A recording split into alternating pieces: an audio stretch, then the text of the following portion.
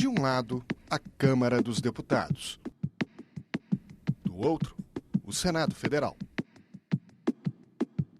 Na Casa do Povo, 513 deputados.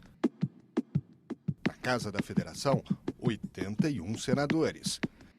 No Congresso Nacional, 594 parlamentares que criam, modificam e aprovam as leis que regem o país. Pela ordem, senador Inácio Arruda. Estão à espera exatamente da aprovação. O meu voto favorável. Eu queria registrar o meu voto favorável, constar em ata. Faça constar em ata, por gentileza. Eu espero que nós possamos continuar debatendo nos próximos anos. Criado em 1824, com a primeira Constituição do Império, o Senado foi palco dos grandes debates da história do Brasil.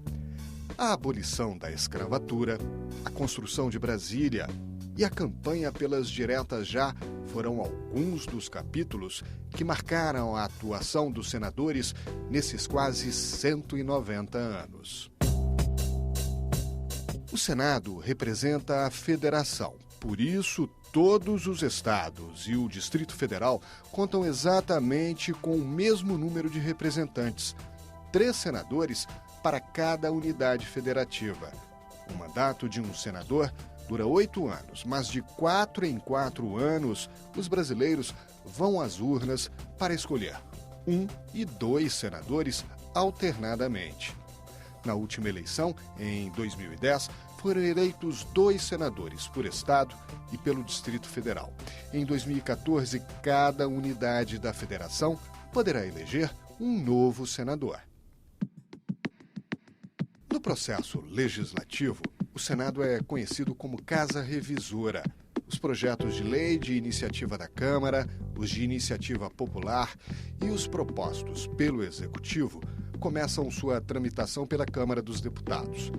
Depois de aprovados, esses projetos seguem para o Senado, onde podem sofrer alterações ou ser aprovados e seguir, enfim, para a sanção presidencial. Mas os 81 senadores podem também propor projetos de lei. Nesse caso, o Senado passa a ser a casa iniciadora. O processo se inverte e a Câmara torna-se a casa revisora. No prédio do Congresso Nacional, as cúpulas abrigam os plenários das duas casas. Na cúpula virada para baixo está o plenário do Senado Federal, onde grande parte das deliberações ocorre. Mas não é só no plenário que o Senado acontece. Declaro aberto a reunião da Comissão de Assuntos Econômicos. Há também 11 comissões permanentes, responsáveis por temas específicos, onde as matérias são analisadas e votadas antes de ir ao plenário. Trata-se do projeto de lei PLS número 646. Algumas dessas matérias podem mesmo ser aprovadas em caráter terminativo nas comissões temáticas, o que significa que não precisam passar pelo plenário para aprovação. As CPIs, comissões parlamentares de inquérito, são temporárias e têm um período pré-determinado de duração.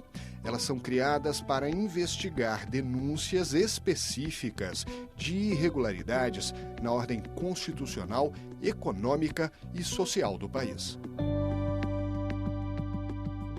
O processo legislativo é a principal atribuição do Senado Federal, mas não é a única. O Senado pode funcionar também como órgão judiciário, nos casos de processo contra o presidente e vice-presidente da República, ministros de Estado e comandantes da Marinha, Exército e Aeronáutica em crimes de responsabilidade. Cabe também ao Senado aprovar a indicação de algumas autoridades para cargos públicos, como o presidente e diretores do Banco Central. Todos os dias, o Senado Federal toma decisões que mais cedo ou mais tarde vão influenciar a vida de milhões de cidadãos. Aos senadores, cabe a tarefa de expressar a vontade do eleitor em cada momento da legislatura. E aos brasileiros, a responsabilidade de acompanhar com atenção as atuações dos legítimos representantes das unidades da federação.